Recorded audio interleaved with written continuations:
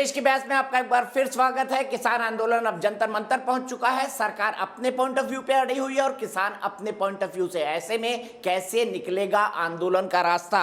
अभी अभी एक दर्शक ने कहा किसानों के कंधे पर बंदूक रखकर राजनीतिक एजेंडा चला रहे हैं कुछ किसान नेता। क्या है सच है? इसी पर बहस होगी। लेकिन सबसे पहले चलता हूं, मेरे दर्शक हेमंत जायसवाल मेरे साथ लखनऊ से जुड़ गए हैं। मेरा पैनल मेरे साथ मौजूद है। राहुल देव साहब हैं, इकबाल सिंह लालपुरा जी हैं, रमनीक मान है, अभय दुबे हैं और जगतार सिंह बाजवा साहब हैं। सीधे चलता हूं सबसे पहले हेमंत जायसवाल के पास। हेमंत जी बताइए, क्या मानते हैं आप इस आंदोलन को? जी जी, नमस्कार दीपक जी। अगर इतने समय से प्रकरण चला आ रहा है और इसका समाधान सिर्फ एक तौर पे धरना प्रदर्शन नहीं हो सकता है। सरकार की मंशा ही नहीं है कि इस मुद्दे को खत्म किया जाए, वरना ऐसा कोई मामला नहीं है जिसका हल ना हो। आखिर सरकार क्यों इस अच्छा, आपको ऐसा लगता है? बिल को ठीक है, वापस आप ले ही की लेती है। बात, ठीक है, आप ही की बात को आगे बढ़ाता हूं। राहुल सर, किसानों के कंधे पर बंदूक रखकर राजनीतिक एजेंडा चला रहे हैं कुछ किसान नेता, ये हमारी एक दर्शक ने कहा और बड़े इन्फॉर्म ढंग से ये बात कही। क्या आपको ऐसा लगता है?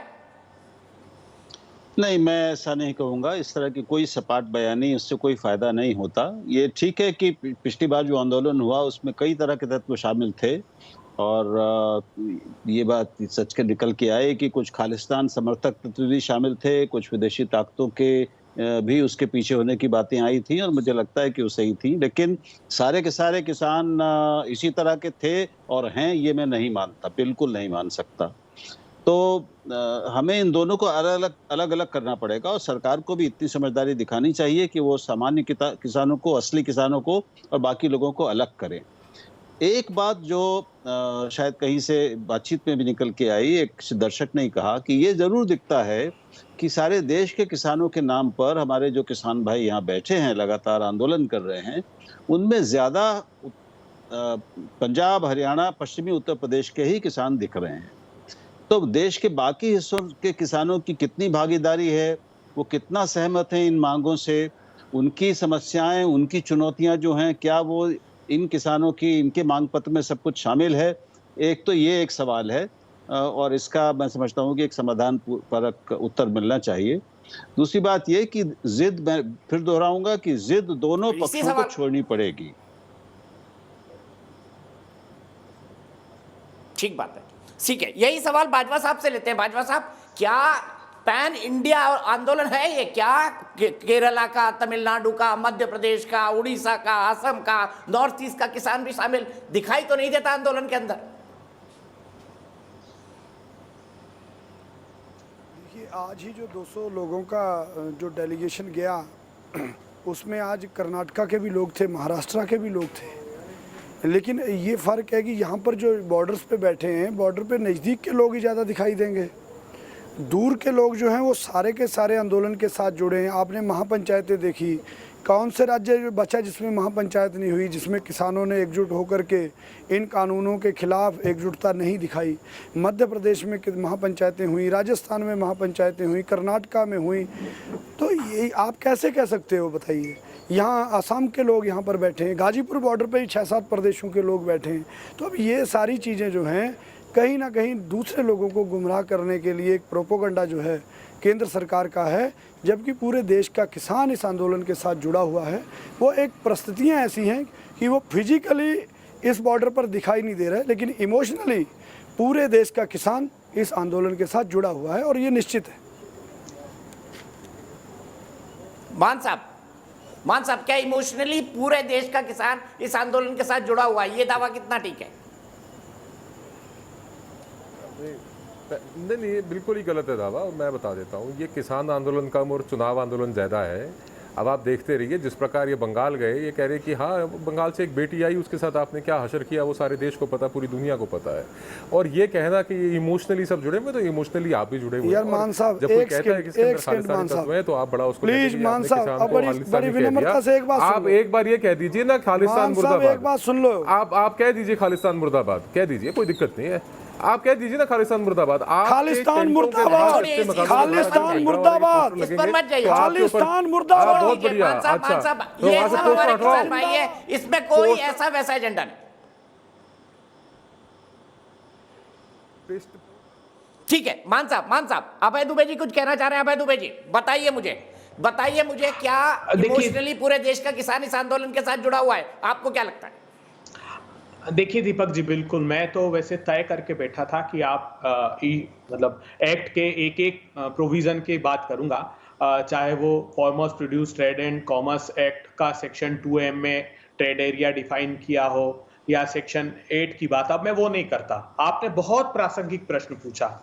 देश का किसान जुड़ा है कि नहीं जुड़ा है, ये मूल्यांकन देश कर लेगा, मगर देश की सारी राज्य सरकारों का कंसर्न है जो मोदी सरकार को लिख रही, वो प्रमाण में देता हूं। CACP को मैं प्रारंभ करता हूं प्रधानमंत्री मोदी जी के राज्य गुजरात से। गुजरात ने लिखा कि साहब जो अभी खरीफ में प्रधानमंत्री जी आपने मक्के का समर्थन मूल्य घोषित किया 1870, लेकिन गुजरात प्रांत में उसकी लागत आ रही MSP से ज्यादा 2061 रुपए।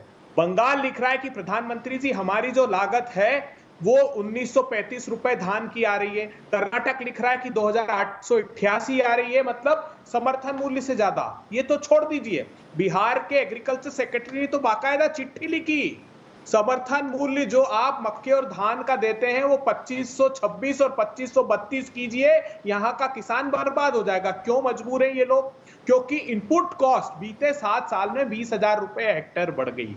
अब इस कंडीशन में ये तय होना चाहिए कि समर्थन मूल्य पर आप खरीद पर कानून जरूर बनाइए प्रधानमंत्री जी, क्योंकि आपने 1A जो ऐड कर दिया एसेंशियल कमोडिटी एक्ट में, उसमें असीमित मात्रा में संग्रहण की अनुमति दे दी। और लागत और मूल्य आयोग का खुद मोदी सरकार का आयोग यह आरोप लगा रहा है कि मोदी सरकार जो दाल प्रिक्योर करके बाजार में बेच रही है वो ऐसे समय बेच रही है जब किसानों की दाल आने वाली होती है और प्राइसेस क्रैश हो जाते हैं, क्योंकि 94% क्रॉप्स बाजार के भरोसे है, सरकार नहीं खरीद रही है प्रधानमंत्री जी। तो कृपया आप किसानों के साथ बैठिए, मत बैठिए प्रतिपक्ष के साथ। एक बार इस कानून को निरस्त कर दीजिए। इसके 80% प्रोविजन तो ऑलरेडी लागू हैं। आपके कानून बनाने से पहले नीति आयोग ने बेस्ट रिफॉर्म्स को इंप्लीमेंट करने के लिए महाराष्ट्र को बेस्ट प्राइज दिया है उसका। तो जो अटल जी चाहते थे, जो मनमोहन सिंह जी चाहते थे, जो शरद पवार जी चाहते थे, इन सबकी मंशा के अनुरूप एक व्यापक कानून बनाइए। तो फिर कानून वापस लेने, जब आप कह रहे हैं 80% ऑलरेडी लागू है, तो फिर कानून क्यों वापस लेना है भाई दुबे जी? जब कह रहे हैं कि 80% ऑलरेडी लागू है इसके प्रावधान, तो फिर कानून क्यों वापस लेना? आप तो कह रहे हैं इसका फायदा हो रहा है, आप खुद कह रहे हैं महाराष्ट्र ने सबसे पहले किया, और मैं मानता हूं महाराष्ट्र के बगल में मैं रहता हूं, आप जानते हैं मेरा गांव वहीं से आता है, वहां पे कॉन्ट्रैक्ट फार्मिंग बहुत शानदार चल रही है। देखिए दीपक जी, मैं यही तो कह रहा हूं, इसमें हर एक कानून में विकृतियां जो पैदा कर दी मोदी सरकार ने, तो अब ये कानून की प्रासंगिकता ही समाप्त हो जाती है।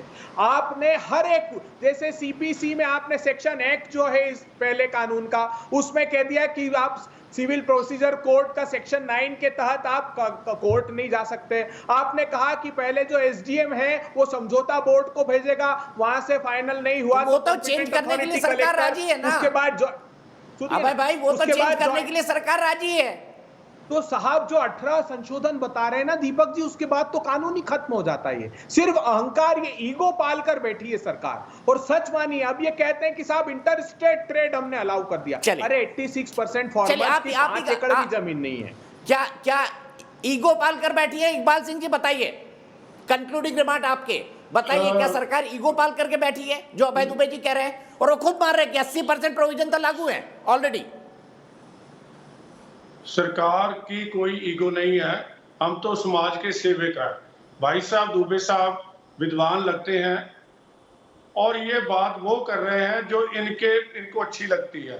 सच्ची section 3 of the essential commodities act 1955 जो है वो अमेंड हुआ है। उसके आगे भी आप भाई साहब बोल दीजिए कि इसमें 4 चीजें हैं केवल, एक आलू है, एक प्याज है। आलू पंजाब का किसान हर तीसरे साल सड़कों पे गिराता है, अगर उसको कोई खरीद के प्रोसेस कर लेगा या स्टोर कर लेगा तो किसान का भला होगा ना। अरे आप देख लीजिए, मैं ऐसा अनपढ़ आदमी नहीं हूँ, मैं भी लॉ ग्रेजुएट हूँ। आप मुझे ये अरे साहब खुली है तो मुझे कानून नहीं आता। आप you have mention section 3 of section 3 में 4 या सेक्शन 3 सुनिए सेक्शन 3 में 1 सेक्शन 3 वो ये कह रहे that is 1955 act, that is 1955 act and we have amended only section 3. Section 3 says कि नाउ यू कैन परचेज बोल लीजिए, फिर मैं पोटैटोज, बताता हूँ। onions, oil seed and pulses. But however, आगे भी चलिए प्रोविजो है कि अगर पेरिशेबल कमोडिटी का प्राइस दुगना हो जाएगा तो एसेंशियल कमोडिटी एक्ट लागू होगा। अगर जो नॉन पेरिशेबल है उसका 50% बढ़ेगा तब भी ये लागू होगा। नंबर बात खत्म हुई।